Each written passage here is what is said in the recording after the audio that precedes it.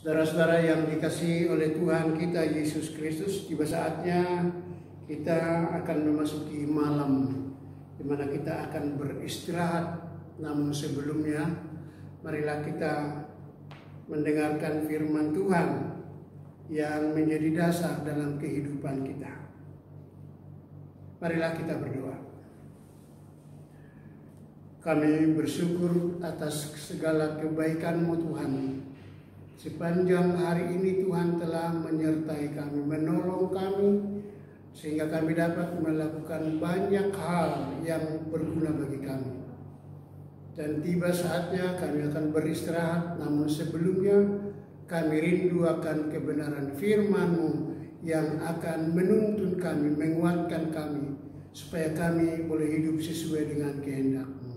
Dalam nama Yesus kami berdoa dan mengucap syukur. Amin. Firman Tuhan yang akan kita renungkan bersama diambil dari Injil Matius pasalnya yang ke-24, mulai dari ayat 45 hingga 51. Demikian firman Tuhan di atas judul Perumpamaan tentang hamba yang setia dan hamba yang jahat. Siapakah hamba yang setia dan bijaksana, yang diangkat oleh tuannya atas orang-orangnya untuk memberikan mereka makanan pada waktunya? Berbahagialah hamba yang didapati tuannya melakukan tugasnya itu ketika tuannya itu datang. Aku berkata kepadamu, sesungguhnya tuannya itu akan mengangkat dia menjadi pengawas segala miliknya.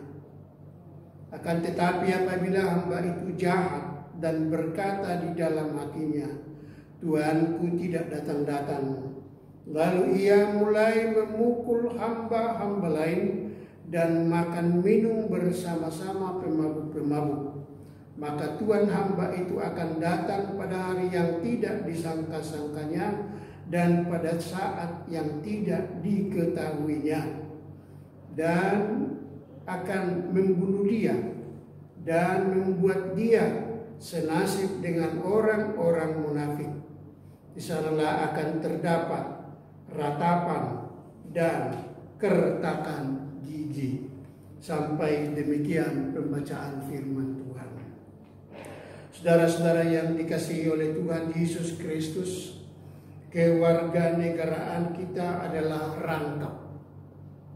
Yang pertama, warga negara kita di dunia, yaitu warga negara Indonesia yang harus patuh kepada pemerintah sebagaimana yang disampaikan oleh Paulus dalam Roma 13 ayat 1. Setiap orang harus tunduk, harus patuh kepada pemerintah karena pemerintah berasal dari Allah. Yang kedua, kita adalah sebagai warga kerajaan surga.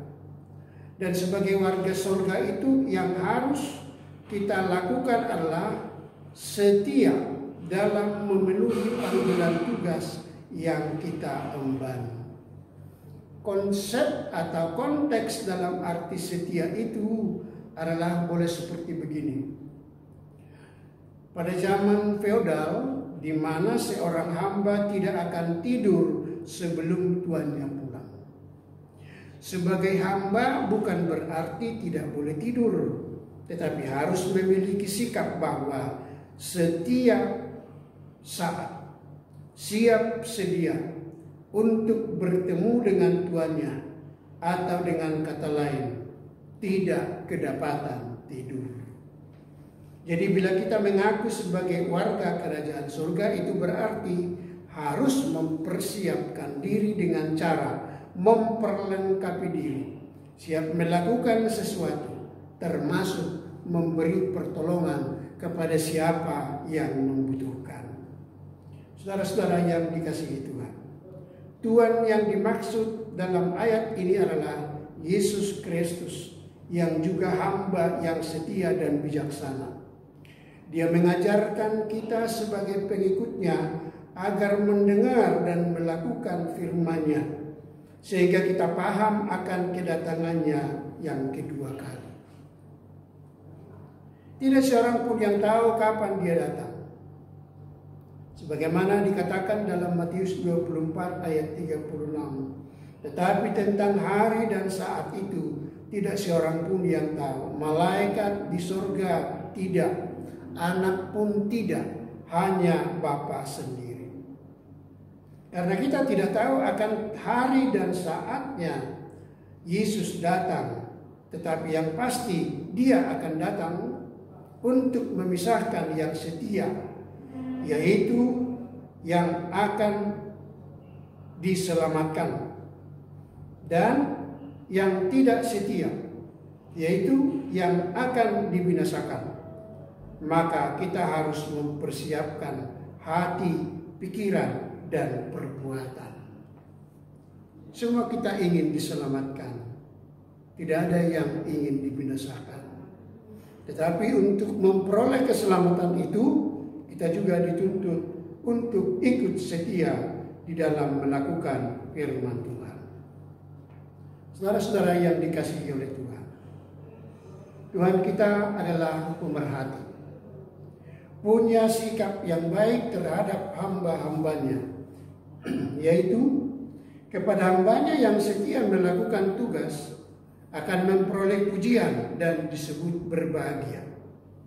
Pertanyaannya, apa tugas kita sekarang ini? Apa yang harus kita lakukan supaya kita menjadi orang yang berbahagia? Jawabnya adalah tetap mempercayai dan mempercayakan diri bahwa Kristus adalah Tuhan dan Juru Selamat. Kemudian kita harus menerima dan melakukan firman-Nya, dan itu harus kita sebut sebagai harga mati. Tetapi kepada hamba yang tidak setia melakukan tugasnya atau menyalahgunakan kesempatan dalam menunggu kedatangan Kristus kedua kali, dikatakan dia akan dihukum dalam neraka yang sangat mengerikan. Saudara pernah ingatkan bagaimana ngerinya neraka? Sebagaimana dalam Lukas 16 ayatnya yang ke-24.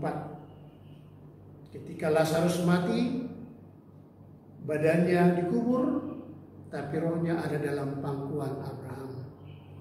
Tapi orang kaya itu mati, tubuhnya dikubur, dan rohnya masuk dalam neraka. Orang kaya yang dalam neraka itu berkata, "Aku sangat kesakitan dalam nyala api ini."